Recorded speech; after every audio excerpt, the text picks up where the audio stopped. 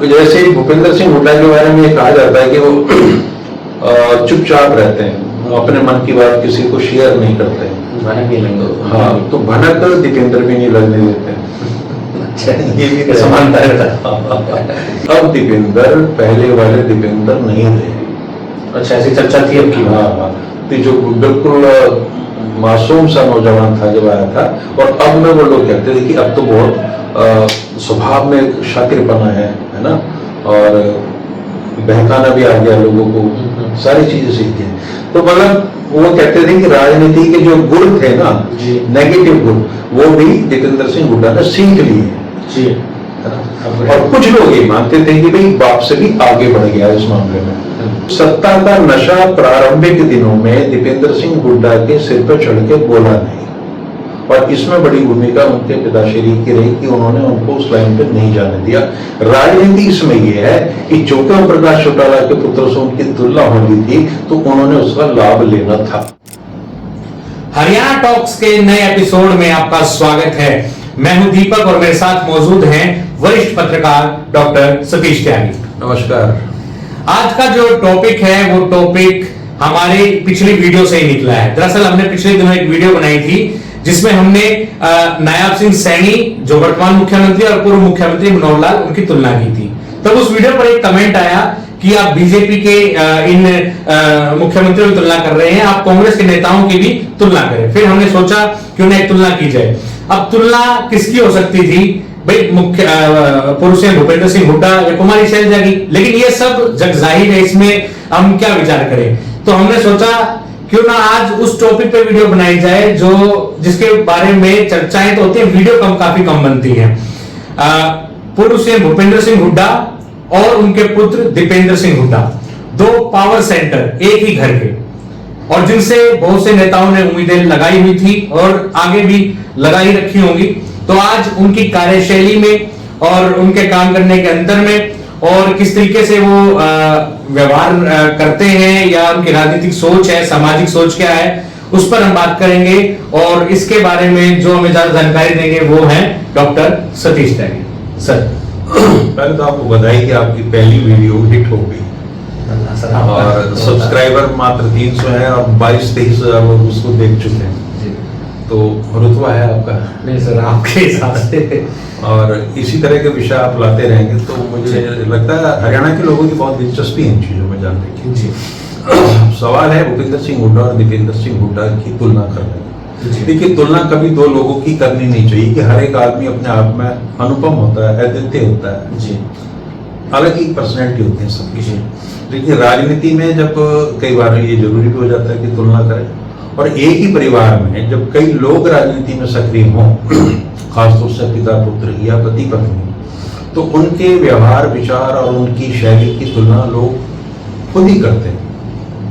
क्योंकि कुछ लोग मिलते हैं पिता से जाके, कुछ मिलते हैं पुत्र से जाके, कुछ कई बार माता जी से जाके मिल लेते हैं, है ना। तो उन्हीं से उनको अनुमान लगता है, वो बाद में लोगों से बताते हैं कि पिताजी में ये विशेषता है, बेटे में ये कमी है या ये विशेषता है, और माताजी किस तरह से व्यवहार करती हैं। वो बहुत ही शालीन महिला हैं, बहुत पढ़ी लिखी हैं और बहुत सलीके से अपनी चीज़ों को कहती हैं, आर्टिकुलेट करती हैं। कम्युनिकेशन पिता पुत्र से भी ज़्यादा है, बहुत प्रभावी है और वो सक्रिय रहती हैं पब्लिक लाइफ में। चुनाव के दिनों में तो विशेषकर वो प्रचार पे भी जाती हैं, तो जाहिर है उनसे भी लोग बहुत सारे जुड़े होते हैं, खासतौर से महिला कार्यकर्ता ज़्यादा होती हैं। तो अगर हम व्यवहार की तुलना करें, देखिए व्यवहार जो है किसी कालखंड या दौर से निर्धारित होता है। अगर हम तुलना भूपेंद्र सिंह हुड्डा और उनके पिता स्वर्गीय चौधरी रणवीर सिंह की करें तो वहां से बात ज्यादा अच्छी रहेगी। चौधरी रणवीर सिंह को प्रदेश में या उनके अपने इलाके में बहुत ज्यादा लोकप्रियता या मान्यता बेशक ना मिली हो, लेकिन उनका नाम बहुत बड़ा था, क्योंकि वो देश के 8 सदनों के सदस्य रहे। कॉन्स्टिट्यूएंट असेंबली में सबसे नौजवान मेंबर थे वो, और वहाँ भी शांत नहीं बैठे, उन्होंने कई उनके भाषण वहाँ कोट किए जाते हैं। फिर 1952 और 57 में वो रोहतक से सांसद रहे और 62 में वो कलानौर से विधायक भी रहे। उसके बाद हार का दौर शुरू हो जाता है और अंत में वो संन्यास ले लेते हैं। तो इतने बड़े नेता का, जो पंडित नेहरू के समय में भी सम्मान की दृष्टि से देखे जाते थे और इंदिरा जी के टाइम में, उनके बेटे भूपेंद्र सिंह हुड्डा ने जब अपने दिवंगत भाई प्रताप सिंह, कैप्टन प्रताप सिंह की मृत्यु के बाद राजनीति में पदार्पण किया, 1982 में पहला चुनाव लड़ा, तो उनको टिकट पाने के लिए संघर्ष करना पड़ा। मतलब उनको टिकट देने में चौधरी रणवीर सिंह, जो उनके पिता इतने बड़े लीडर थे, वो कुछ कंट्रीब्यूट नहीं कर पाए, वो हेल्पलेस थे। जब मैं बातें ये कर रहा हूँ, आप देखना 2 कालखंडों का चरित्र भी सामने उभर के आता जी। और तब वो युवा कांग्रेस में सक्रिय थे, गुलाम नबी आजाद उनके मित्र थे, चूंकि वो भी यूथ कांग्रेस में थे। तो 1982 में किलोई क्षेत्र, जो आज गढ़ी सांपला किलोई कहलाता है, यहाँ से कांग्रेस टिकट दे रही थी महंत श्रीनाथ को, असल दौर में जी। और उनकी उम्र तो 75 पार कर चुकी थी। अच्छा। तो भूपेंद्र सिंह हुड्डा को निराशा लगी, उन्होंने कहा गुलाम नबी आजाद से कि वैसा मेरा टिकट तो होना नहीं है, मैं तो चलता हूँ। तो यूथ कांग्रेस के चूंकि वो अध्यक्ष थे, तो उनकी जिम्मेवारी थी। सवाल ये था कि एक हम 75 साल से ज्यादा उम्र पार कर चुके व्यक्ति को टिकट दें। गुलाम नबी आजाद क्या थे? यूथ कांग्रेस के राष्ट्रीय अध्यक्ष। और तो उस नाते उनका फर्ज बनता था कि युवाओं को राजनीति में प्रेरित करें। तो उन्होंने कहा कि नहीं भूपेंद्र, हम आपको ले चलते हैं, इंदिरा जी से मिलते हैं, बातचीत करते हैं। तो इंदिरा जी से जब मिले तो उन्होंने कहा कि ठीक है, लड़ाई है। तो भूपेंद्र सिंह हुड्डा इस तरीके से वो राजनीति में आए। फिर 82 का चुनाव हार गए, 1987 का भी हार गए, और जाके उनकी किस्मत बुलंद हुई 1991 में। हाँ, तो यहाँ मैं ये कहना चाह रहा हूँ कि चौधरी रणवीर सिंह के प्रभाव का उन्हें कोई लाभ मिला नहीं। उनकी अपनी जो सारी जो कवायद है राजनीति में आने की, वो उनके अपने ही प्रभाव है। उन्होंने कहीं कहीं परिवार का फायदा उठा लिया हो, चूंकि एक नाम तो रहता ही है, वो एक अलग बात है। और 1991 के बाद तो कहानी अलग है सारी की सारी। तो ये वो दौर था पिता पुत्र का। उस समय में क्या पिता और पुत्र के बीच में बातचीत भी ज्यादा नहीं होती थी। अच्छा। और एक दौर ऐसा था कि लोग अपने पुत्र को प्रमोट करते हुए उनको थोड़ी झिझक होती थी कि नहीं, ऐसा नहीं। आज का तो पूरी बेशर्मी है, मतलब मारामारी साफ कहते हैं। हाँ, ये अधिकार है भाई, अगर उसका बेटा हो सकता है तो नेता का बेटा नेता की। तब ये चीजें नहीं थी। तो एक तो भूपेंद्र सिंह हुड्डा का जो है अपनी राजनीति वो ब्लॉक स्तर से शुरू हुई, संगठन के स्तर पर वो ब्लॉक के हो रहे हैं। और बहुत कम लोग जानते हैं वो ब्लॉक समिति के भी मेंबर भी रहे, अध्यक्ष भी रहे। और वहां से उसके बाद में उनका सफर धीरे धीरे चलते हुए कई सारी पराजय देखी। और उसके बाद 1991 में एकाएक चौधरी देवीलाल को हरा के जो कद उनको मिला, वो एक अलग चीज है। तो इस सारी कहानी में क्या आप देख रहे हैं? संघर्ष। एक बड़े परिवार, राजनीतिक परिवार से होते हुए भी उनको एक संघर्ष करना पड़ रहा है अपने आप को राजनीति में स्थापित करने का। अब 2005 की तस्वीर देखिए, भूपेंद्र सिंह हुड्डा प्रदेश के मुख्यमंत्री बनते हैं और दीपेंद्र सिंह हुड्डा का राजनीति में प्रवेश होता है। पिता ने सीट खाली की, बिल्कुल पार्लियामेंट की, और बेटा वहां से चुनाव लड़े। अब कोई उहापोह की स्थिति नहीं है। यहाँ पिता बेचैन है कि कैसे बेटे को एडजस्ट करें, राजनीति में लाया जाए। अब है ये विरासत को आगे बढ़ाने का संघर्ष जी। और दीपेंद्र उन दिनों कैले स्कूल ऑफ बिजनेस से एमबीए करने के बाद में जॉब कर रहे थे जी। और उस समय लोग ये कहते थे कि उनका पैकेज करीब 10 लाख रुपए उनको मिलते थे। अच्छा। और अमेरिका में पढ़ा हुआ व्यक्ति जो इंजीनियर भी है, एमबीए भी है और मल्टीनेशनल में जॉब कर रहा है, उसको आप एकाएक राजनीति में लाकर खड़ा कर दें। और पीछे क्या ताकत है कि उनके पिता प्रदेश के मुख्यमंत्री हैं, सर्वे सरकार, कोई संघर्ष नहीं। एक चीज मैं टोकना चाहूंगा सर, जिस टाइम आप ये बात कर रहे हैं कि वो मुख्यमंत्री बन गए, उनको लेके आए, वो जॉब कर रहे थे, आपको क्या लगता है उस टाइम उनकी रुचि थी कि मुझे भी राजनीति में आना, ऐसा कुछ उसमें था? देखिए, उनका एक आर्टिकल मैंने पढ़ा था उन्हीं दिनों, करीब 2005-06 की बात है। कुमकुम चड्ढा HT में एक आर्टिकल उनका छपा था जी। उसमें दीपेंद्र सिंह हुड्डा खुद ये कह रहे हैं उनको कि जब मेरे सामने प्रस्ताव आया तो बोला मैं बहुत बेचैन था अमेरिका में और पंखा चल रहा था, मैं उसकी तरफ देख रहा था और मैं ये चिंतन कर रहा था कि मुझे क्या करना चाहिए। एक बहुत ब्यूरोक्रेटिक करियर निजी क्षेत्र में मेरे सामने है और एक ये लाइन है कि जहाँ मुझे राजनीति में जाना है। और जाहिर है राजनीति की जो जैसा मार्ग है उससे तो वाकिफ थी कि फैमिली लाइफ डिस्टर्ब रहती है आपकी और सब चीज़ें डाउटफुल हैं, कब क्या हो जाए। हार और जीत का कोई पता नहीं चलता। तो उन्होंने कहा कि ऐसे में मेरी मदद की क्लिंटन की तत्कालीन जो राष्ट्रपति थे उनकी बायोग्राफी में। अच्छा जी। वो ये लिख रहे हैं उसमें कि मैंने उसमें पढ़ा, क्लिंटन ने ये लिखा कि जब आप कभी डाउटफुल सिचुएशन हो तो आप छलांग लगाओ। अच्छा।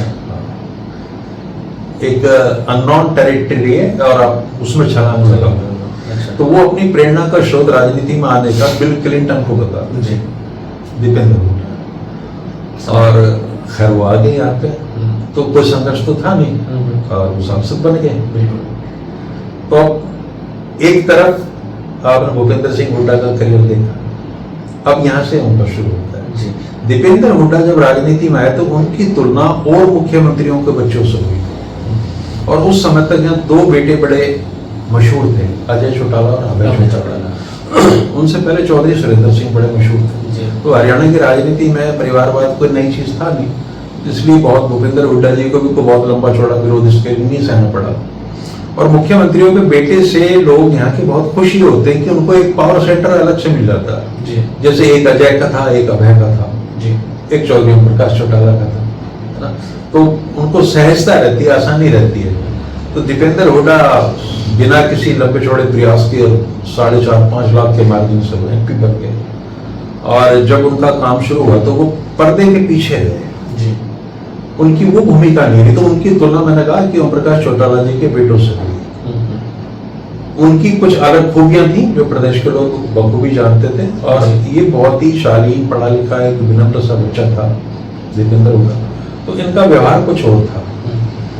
धीरे कई साल बाद उन्होंने लोगों से मिक्सअप होना शुरू हुआ, कार्यकर्ताओं के बीच जाना शुरू करा। तो उनकी राजनीतिक परवरिश 2005 में ही शुरू हुई, मुख्यमंत्री के बेटे के रूप में। जी।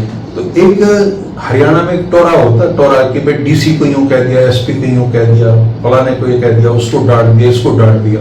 ये लोग पसंद करते हैं इस चीज की। मतलब अफसरों पे आप नियंत्रण रखते हैं, उनके साथ बदतमीजी करते हैं, जी। है ना। और उनकी वो कहते हैं कि उसके सामने कोई सिर नहीं उठा सकता। इस चीजों को हमारा समाज यहाँ बहुत अच्छी चीज मानता है। प्रभावशाली। दीपेंद्र सिंह हुड्डा ने जानबूझ के, या उनकी परवरिश का वो था कि वो उस राह पे नहीं चले।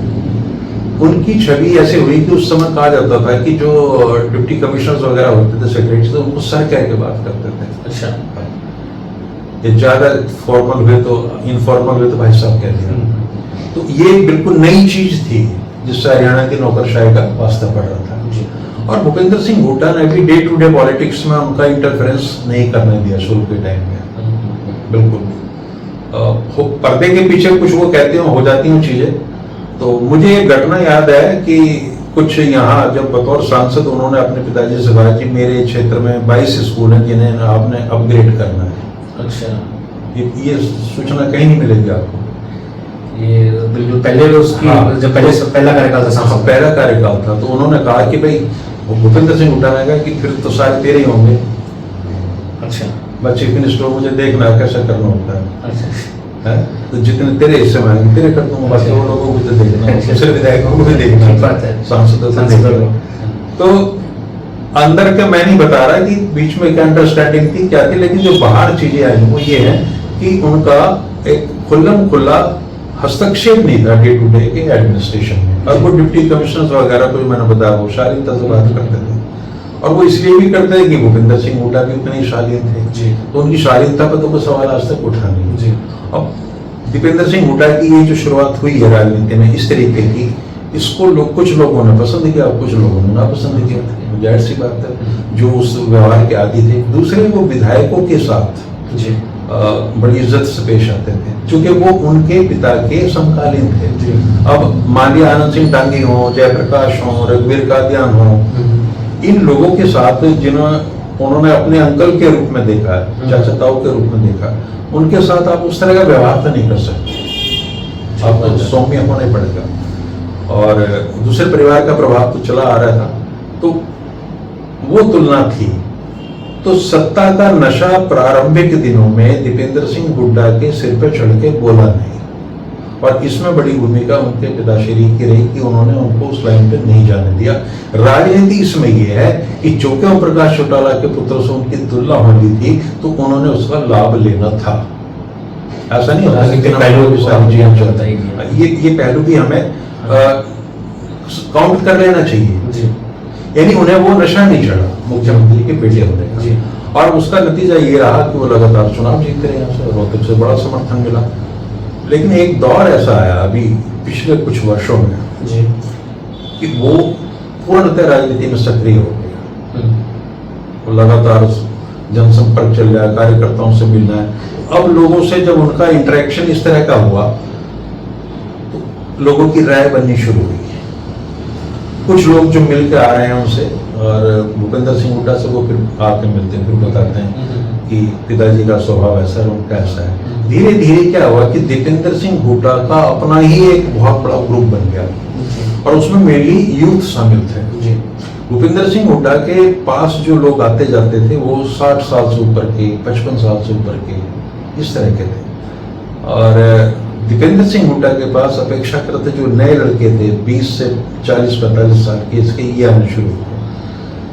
तो दो तरह की ओपिनियन फॉर्मेशन हो गई जी। और दोनों में समझदारी ये रही कि कोई क्लैश नहीं हुआ जी। अब देखिए, दो व्यक्तियों का किसी भी तीसरे आदमी को एंटरटेन करने का तरीका अलग होगा।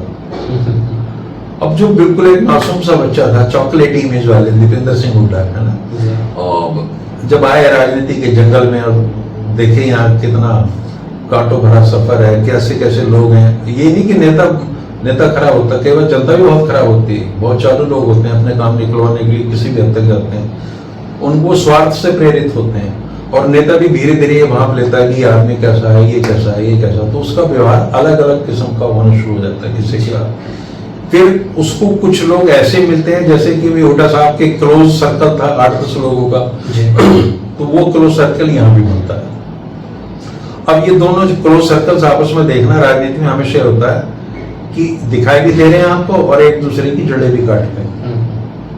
तो जो बेटे के पास करीब है वो कहेंगे कि हुड्डा साहब तो उन्हीं लोगों को अहमियत देते हैं, उन्हीं से बात करते हैं, हमसे बात नहीं करते। और जो बाप के साथ रहते हैं, पिताजी के साथ, तो रहते हैं कि लड़का तो बाप का भी बाप है, बहुत तेज है, बहुत चालू है, आप नहीं समझते, वैसा बहुत गुन्ना है, फलाना है, ढिमकाना है, तरह की बातें बननी शुरू हो जाती है। और मेरे पास चूंकि दोनों तरह के लोग आते रहे हमेशा, तो मुझे हमेशा फीडबैक मिलता है क्या है। ठीक बात।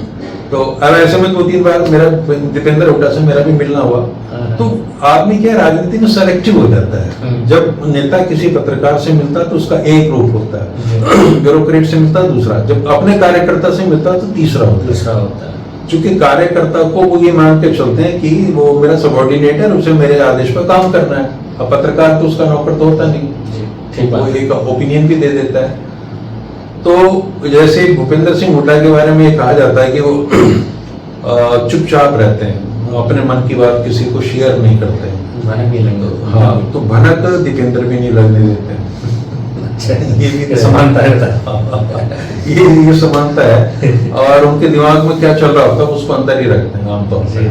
तो जो बहुत करीब होने का दावा करते हैं ना, उन लोगों को कई बार शिकायत होती है कि अचानक जब कोई बात होती है, अरे कल शाम तो हमारी मुलाकात थी, दूर दूर तक कोई नामो निशान मिलता है इस बात का। तो आते आते इस राजनीतिक सफर में जो पिछले चुनाव में मैंने अभी जो हो गया है, बहुत तरह की फीडबैक मिली। अच्छा, क्योंकि जिन लोगों के स्वार्थ नहीं सध रहे थे, उन्होंने क्षेत्र में जाके एक बिल्कुल नेगेटिव प्रचार करना शुरू किया और तरह तरह के अनर्गल आरोप। अब आरोपों के बारे में कोई क्या कह सकता है, वो ठीक थे, गलत थे, क्या थे, नहीं थे, लेकिन उन सब ने उसका लगभग ये था कि अब दीपेंद्र पहले वाले दीपेंद्र नहीं रहे।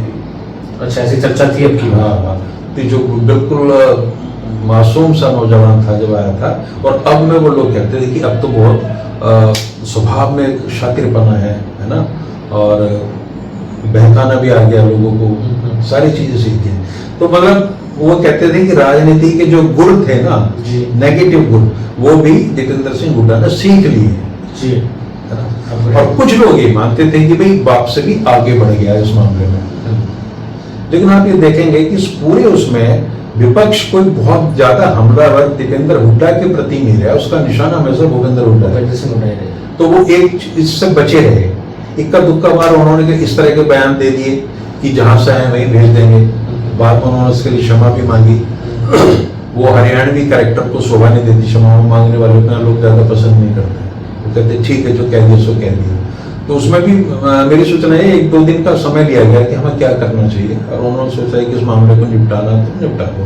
तो ऐसे उस बयान तो आपने सुना ही होगा, जी जी, एक वर्ग विशेष के लिए उसका इस्तेमाल हुआ था। चुनाव की बात। हाँ, तो ऐसे में अगर भूपेंद्र सिंह हुड्डा ने ये बात कही होती तो मुझे लगता है वो क्षमा हुआ नहीं मांगते, वो उसको लेट को हो जाएगा, समय के साथ चीजें ठीक हो जाएंगी। जैसे उन्होंने खुद भी गोहाना में एक बड़ा भयंकर बयान दिया था एक बार कि पहले मैं जो 8वां चीफ मिनिस्टर बाद में हूँ।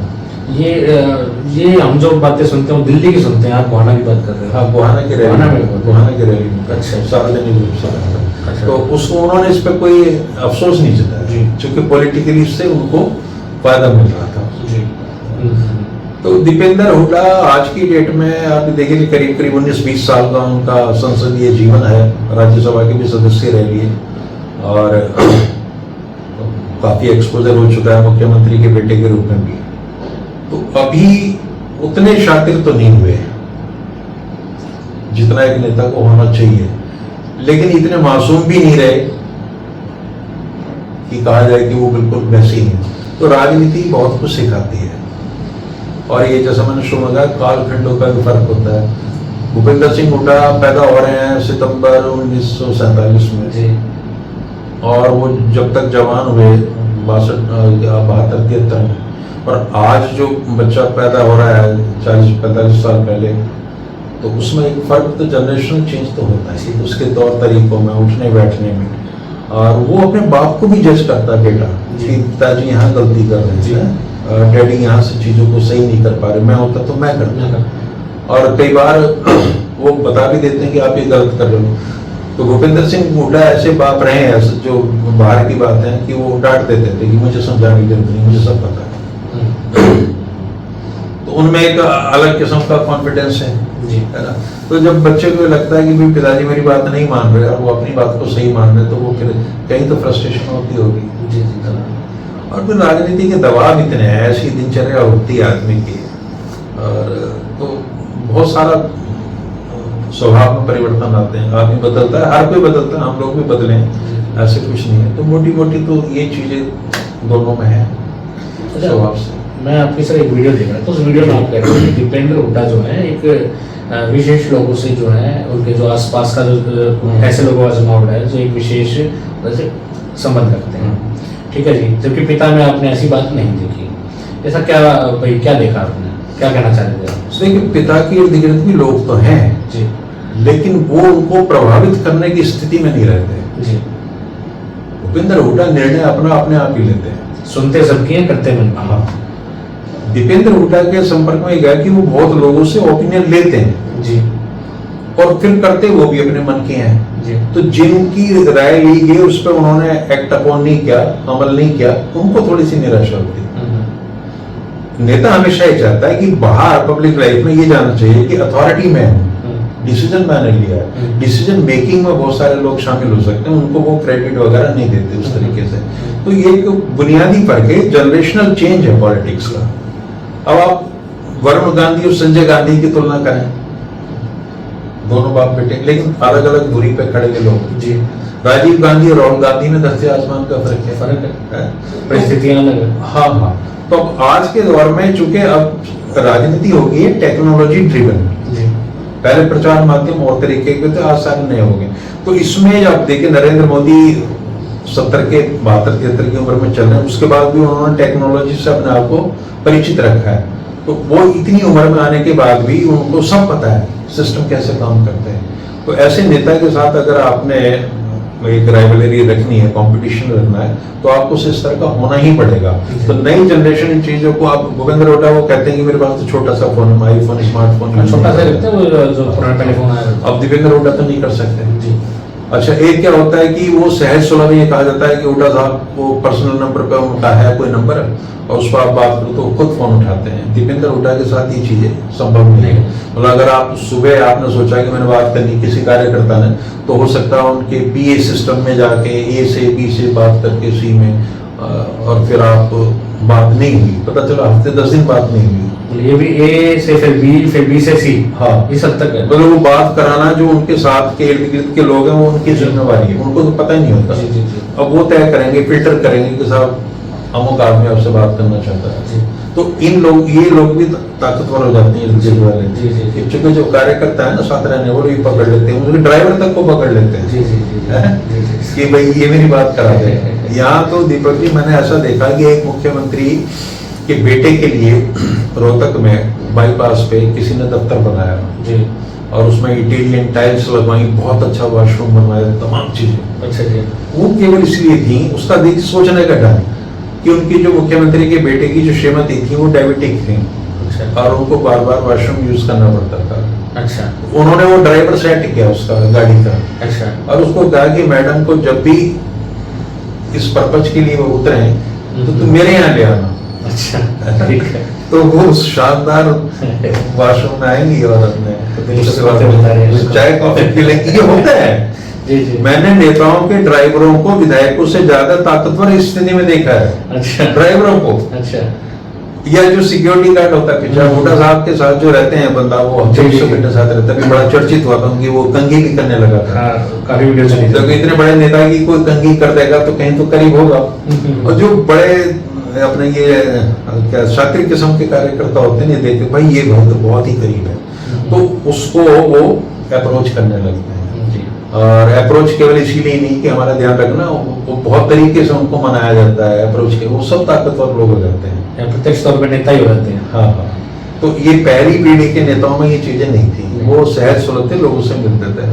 और आज का जो नेता है वो उससे संपर्क नहीं हो सकता। आप भूपेंद्र हुड्डा जी से तो संपर्क कर सकते हैं, दीपेंद्र हुड्डा से संपर्क करना हो तो उसके लिए सिस्टम से आपको गुजरना पड़ता है।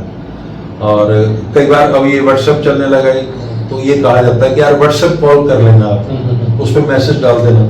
तो लोग सोचते हैं यार भाई साहब ने मुझे अपना व्हाट्सएप नंबर दे दिया और मैं कर दूंगा, लेकिन पता चला कि 2 दिन में उसको निराशा हाथ लगी कि वहां भी कुछ नहीं हो सकता। तो कांटेक्ट आम लोगों से नहीं कर पाते ये लोग। अब चौधरी देवीलाल जैसे लीडर थे, आप यहाँ को किस्सा सुना दूं मैं आपको। सुनाइए। बतौर मुख्यमंत्री उनको वॉशरूम जाना था, वो ऐसे ही आदमी थे, तो गन्ने के खेत में घुस गए वो। अच्छा गन्ने के खेत में चले गए, लंबे चौड़े गन्ने से तो ज्यादा लंबा कथा लेकिन वो कहीं ऐसे एरिया को ढूंढना पड़ा जाके गन्ना और भी ऊंचा हो, तो वहां जाके वो निपट लिया। उसके बाद में उनको पता नहीं क्या सोचा कि और पार कर लूं, देखा तो वो किसान लोग बैठे हुए थे कहीं, अच्छा। 4 पे डाले हुए बातचीत कर रहे, वो कबीरे में मुख्यमंत्री वहां पहुंच गए। अच्छा। उन्हें यही ध्यान नहीं रहा कि मैं मुख्यमंत्री हूँ, बाहर सिक्योरिटी वाले मेरे इंतजार कर रहे जी, जी। हैं। वहां हड़कंप मच गया यार, 5 मिनट लघु शंका ये क्या हो गया, लघु शंका इतनी दीर्घ शंका में बदल गई। तो सारा हड़कंप मच गया। वहां पे देखा उन्होंने, भाई गए ढूंढते तो पता चला सोचा वो कबीरे में बैठ के जी, जी। हैं? अब कुछ नहीं कह सकते। जी तो इतना सहज सुलभ हरियाणा के नेता रहे हैं। और चौधरी बंसीलाल उस तरह के नहीं थे। भजनलाल के बारे में मशहूर की बहुत मिलनसार थे, जी। बहुत हंसमुख थे। जी। तो हर एक नेता का अपना एक स्वभाव होता है। और अब जैसे उनकी तुलना करने आप लगे, भजनलाल और कुलदीप बिश्नोई की धरती आसमान का फर्क है। नहीं उनको पॉलिटिशियन कहते हैं कहाँ नहीं, वो गोली देने में नंबर 1 है। अच्छा। जिससे मिलेंगे कुलदीप बिश्नोई आपको हक करेंगे अच्छा। जबरदस्ती, अच्छा और ये एहसास ही नहीं होने देंगे। वो 1 मिनट तक आपके साथ हैं, आप ये मानोगे कि मेरा तो जन्म जन्म का नाता है इनसे। रिगार्ड पूरा कर रहे हैं। हाँ, लेकिन उसके बाद खत्म कहानी।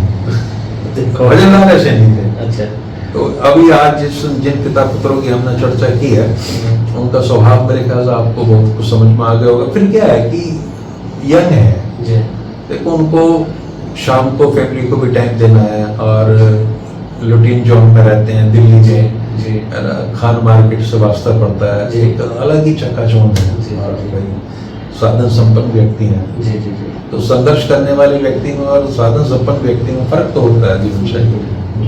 यही बड़ा एहसान है इस देश पे कि वो खादी के कुर्ते पजामे पहन लेते हैं। हाँ, ये बहुत बड़ी बात है। अब शाम को धोती होती धोती छोड़ रखी है, अब तो बताओ एक दो नेताओं को छोड़कर रघुवीर खातान देख लो, रामचंद्र जांगड़ा देख लो, कौन पहनता हो? बिल्कुल बिल्कुल।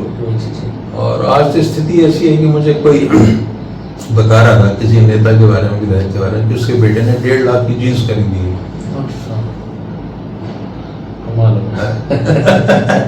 हमें तो पता भी नहीं, आती नहीं इतनी महंगी। हाँ, और ये शाम के टाइम जो हरियाणा के नेता ना, खासतौर से मैं किसी का नाम नहीं ले रहा, जी और चूंकि चर्चा दीपेंद्र हुड्डा की हो रही, तो मैं सीधा उन पर कोई आक्षेप नहीं कर रहा हूँ। आमतौर पे हरियाणा के जो अरबपति खरबपति नेता हैं, उनके पुत्र वो शामें उनकी दिल्ली में गुजरती हैं, मैरोली साइड में इधर। जी जी जी। तो जहाँ वो अजीब किस्म की नाइट लाइफ होती है, जी। मतलब आप वहाँ अगर वो आपको मिल जाए, आप और मैं तो खैर कहाँ जाएंगे, लेकिन अगर मिल जाए कल्पना करो तो आप पहचान नहीं सकते कि दिन में ये वही आदमी था जो भिवानी सिरसा इस साइड में मिलता था, जी। और अभी एक ऐसा आदमी है। जी। तो वो फर्स्ट क्लास लाख रुपए की टी शर्ट होगी, ये होगी, और ऐसे चलता है ये। थैंक यू साहब। एक आखिरी बात, दीपेंद्र हुड्डा ने अब तक अपनी राजनीति के 2 दौर देखे हैं। एक दौर वो था जिस दौर में उनके पिता मुख्यमंत्री रहे, उस दौर में वो सांसद रहे। एक दौर वो भी आया जिसमें उनके पिता मुख्यमंत्री नहीं रहे। 2 तरह की राजनीति उन्होंने की है। अब तीसरा दौर आने को हो रहा है, जिसमें लोग चर्चाएं करते हैं। अभी अब ठीक है, आज हुड्डा साहब जो है 17-18 साल के हो रहे हैं, 5 साल बाद वो भी राजनीतिक तौर पर सक्रिय नहीं रहेंगे उतना। भगवान भाई और भी बोलते रहे, लेकिन वो ये भी एक आमतौर पर रहा है कि 80 साल के बाद राजनीतिक तौर पर सक्रियता कम हो ही जाती है। तो उसके बाद उनके बिना भी दीपेंद्र सिंह हुड्डा को राजनीति करनी है।